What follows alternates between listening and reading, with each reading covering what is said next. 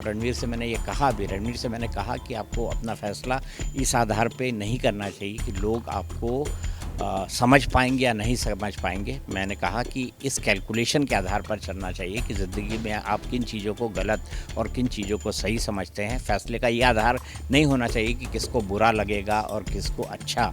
मैं अदनान के बारे में कोई कमेंट ना मैंने पूरे इंटरव्यू में किया है ना करना चाहूँगा।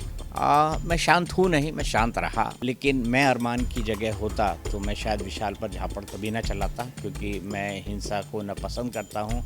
देखिए, अरमान, पायल, कृतिका, ये उनका निजी मामला है, मैं इस पर कोई टिप्पणी नहीं करूँगा। सोशल मीडिया पर जो लोग होते हैं उन्हें स्टार कहा जा सकता है, उनका हीरो कहा जा सकता है, लेकिन इन्फ्लुएंसर कभी नहीं कहा जा सकता। इन्फ्लुएंस वो व्यक्ति होता है जो आपके लाइफ को इन्फ्लुएंस करे। Hello Deepak sir and welcome to TV Masala. बहुत बहुत स्वागत है आपका। और हमने आपका गेम देखा, बीमार होने के बावजूद इतना टाइम आपने घर में सरवाइव किया है। आपसे जानना चाहूँगी अपनी जर्नी को कैसे डिस्क्राइब करेंगे आप? मैं सिर्फ ये कहना चाहूँगा कि जो सफ़र मैंने शुरू किया था, वो सफ़र एक खूबसूरत मुकाम पर ख़त्म हुआ है। और ये एक ऐसा सफ़र है जो बहुत खूबसूरत रहा, और ये 1 महीने मेरी ज़िंदगी के सबसे बेहतरीन और इनरिचिंग एक्सपीरियंस वाले रहे। तो ये 1 महीने मेरी ज़िंदगी में हमेशा मुझे याद रहेंगे। लेकिन लोगों ने आपके गेम को एमसी स्टैन से बहुत ज़्यादा कंपेयर किया है कि मतलब आप घर में बहुत शांत मिजाज में रहे हैं। इस बारे में क्या कहेंगे? मैं शांत हूँ नहीं, मैं शांत रहा। मैं शांत इसलिए रहा क्योंकि मैं चीज़ों को समझना चाहता था। मैंने पहले भी कहा, मैं वहाँ पे जीतने नहीं गया था, मैं वहाँ पे खेलने गया था। मैंने बहुत अच्छा खेला। मुझे पहले लगता था शायद मैं 1 दिन, 2 दिन, 5 दिन या 1 हफ़्ता गुजार लूँ, बहुत बड़ी बात होगी, लेकिन मैंने 4 हफ़्ते गुजारे, अपने आप में बड़ी बात थी। मैं उसके बाद जब नॉमिनेट होने के बाद इविक्ट हुआ, मुझे इस बात का कोई गम नहीं है कि मैं इविक्ट हुआ। मैंने जो 4 हफ़्ते खेल खेला वो अच्छा खेला। हाँ, मैं इतना ज़रूर कहूँगा कि मैंने बहुत पेशेंस के साथ काम लिया। मैं यही चीज़ सीखने गया था कि विपरीत परिस्थितियों में आदमी कैसे पेशेंस के साथ काम लेता है। मैं चीज़ों की कद्र करने सीखने गया था। बिग बॉस ने मुझे वो सिखाया भी। बिग बॉस ने मुझे ये भी सिखाया कि आपको 2 अंडे और 1 सेब की कीमत आपकी ज़िंदगी में क्या होती है जब आपको भूख लगता है। मैंने ये भी सीखा कि जब आदमी कोई आप पे लगातार चिल्लाते रहे, आपके बारे में विपरीत टिप्पणी करते रहे, तो आपको कैसे अपने कूल को बनाए रखना है। मैं ज़रूरत पड़ने पर मैंने गुस्सा भी किया, मैं एंग्री भी रहा, लेकिन मैंने ये भी सीखा कि हर वक्त नाक पर गुस्सा रखना कितना बुरा होता है। मैंने ये लोगों को सिखाया भी कि हर वक्त नाक पर गुस्सा रख के या हर वक्त लड़के काम नहीं चलाया जा सकता है। तो ऐसी कई चीज़ें मैंने सीखी हैं जो ज़िंदगी भर मुझे याद रहेंगी। लेकिन हमने आपके स्वभाव को देखा भी, पिछले इंटरव्यूज़ भी मैंने देखे, आपने सब में कहा कि मैं वो व्यक्ति नहीं हूँ जो अपने मन में किसी ग्रज को लेकर चलूँ।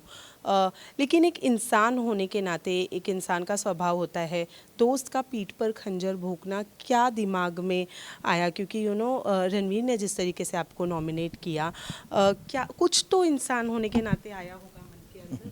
एक बड़ा पुराना शेर है, दोस्त बन बन के मिले हमको मिटाने वाले, मैंने देखे हैं कई रंग बदलने वाले। लेकिन मैं रणवीर के बारे में ऐसा बिल्कुल नहीं सोचता। मैं सिर्फ इतना कहना चाहूँगा कि और रणवीर से मैंने कहा कि आपको अपना फ़ैसला इस आधार पे नहीं करना चाहिए कि लोग आपको समझ पाएँगे या नहीं समझ पाएँगे। मैंने कहा कि इस कैलकुलेशन के आधार पर चलना चाहिए कि ज़िंदगी में आप किन चीज़ों को गलत और किन चीज़ों को सही समझते हैं। फ़ैसले का ये आधार नहीं होना चाहिए कि किसको बुरा लगेगा और किसको अच्छा। लेकिन ये कहने के बावजूद भी मुझे रणवीर से ना किसी तरह का गिला है, ना शिकवा है, ना शिकायत है, ना मैं कोई बात उनके बारे में कहना चाहूँगा। उनसे एक दोस्ती हुई है, मैंने उस रिलेशनशिप को चेरिश किया है, एंजॉय किया है। मैं यही कहना चाहूँगा कि रणवीर के साथ ये रिश्ता मैं निभाते रहूँगा। रणवीर सिर्फ एक माध्यम बने हैं, क्योंकि मेरी डेस्टिनी ने लिखा था कि मैं 4 हफ्ते बाद बाहर निकलूँगा, और रणवीर उसका सिर्फ एक माध्यम बने हैं। आप घर में एक अच्छे सलाहकार कहूँगी कि जिनके पास लोग सलाह लेने आते थे। जब अरमान और विशाल का ये इंसिडेंट हुआ तो लवकेश से अरमान जी ने पूछा था कि अगर तुम मेरी जगह होते तो क्या करते, जिस पर लवकेश का रिप्लाई था कि एक राप्टा देता। मैं आपसे जानना चाहूँगी कि अगर अरमान आपके पास आते और अगर आपसे सवाल पूछते तो आप उनको क्या सलाह देते अपने तरफ से, और इस पूरे इंसिडेंट्स के बारे में क्या कहना चाहेंगे? मैं सिर्फ इतना कहना चाहूँगा कि अरमान ने जो किया वो गलत था। हालांकि बिग बॉस और घर के ज़्यादातर लोगों ने माना कि इसे स्पेशल केस की तरह ट्रीट करना चाहिए। हमने भी सबने लगभग वैसा ही किया। लेकिन मैं अरमान की जगह होता तो मैं शायद विशाल पर झापड़ कभी ना चलाता, क्योंकि मैं हिंसा को न पसंद करता हूं, न मारामारी पे यकीन करता हूं। लेकिन मैं इतना ज़रूर कहना चाहूँगा कि ये किसी महिला के सम्मान से जुड़ी हुई बात थी। ऐसे मामलों में इंसान इमोशनल हो जाता है। हालांकि हिंसा का कहीं कोई स्थान नहीं है, सभ्य समाज में तो है ही नहीं। लेकिन मैं अगर अरमान की जगह होता तो मैं कोशिश करता। मैं कह नहीं सकता मेरा रिएक्शन किस तरह का होता, लेकिन मेरी कोशिश यही होती और मैं शायद हाथ तो किसी पर नहीं उठा पाता। लेकिन घर के अंदर इस सीज़न में हमने देखा कि सब ने एक ग्रुप तो बनाई, हर सीज़न में एक ग्रुप बनता है, लेकिन अपने गरीबी का रोना लोगों ने ज़्यादा रोया है इस सीज़न में।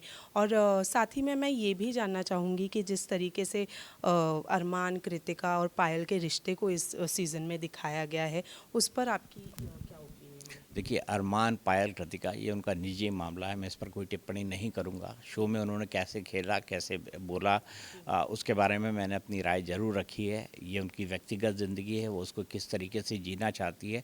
लेकिन मैं इतनी बात ज़रूर कहना चाहूँगा कि मेरा ये मानना है कि सोशल मीडिया पर जो लोग होते हैं उन्हें स्टार कहा जा सकता है, उसका हीरो कहा जा सकता है, लेकिन इन्फ्लुएंसर कभी नहीं कहा जा सकता। इन्फ्लुएंस वो व्यक्ति होता है जो आपके लाइफ को इन्फ्लुएंस करे, आपके जीवन को डिफाइनिंग सिचुएशन में परिवर्तन करने या उसमें एक पॉजिटिव या नेगेटिव इम्पैक्ट लाने की काबिलियत रखता हो। तो मेरा इस बात पे आपत्ति है कि हम सोशल मीडिया पर ट्रेंड होने वाले लोगों को या लड़कों को या बच्चों को या कम उम्र के लोगों को इन्फ्लुएंसर का नाम देते हैं।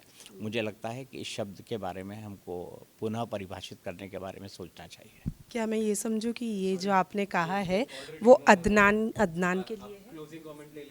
मैं अदनान के बारे में कोई कमेंट ना मैंने पूरे इंटरव्यू में किया है ना करना चाहूँगा। ऑल राइट, लास्टली अपने फैंस के लिए क्या? मैं सिर्फ यही कहूँगा कि जियो और जीने दो। Thank you so much.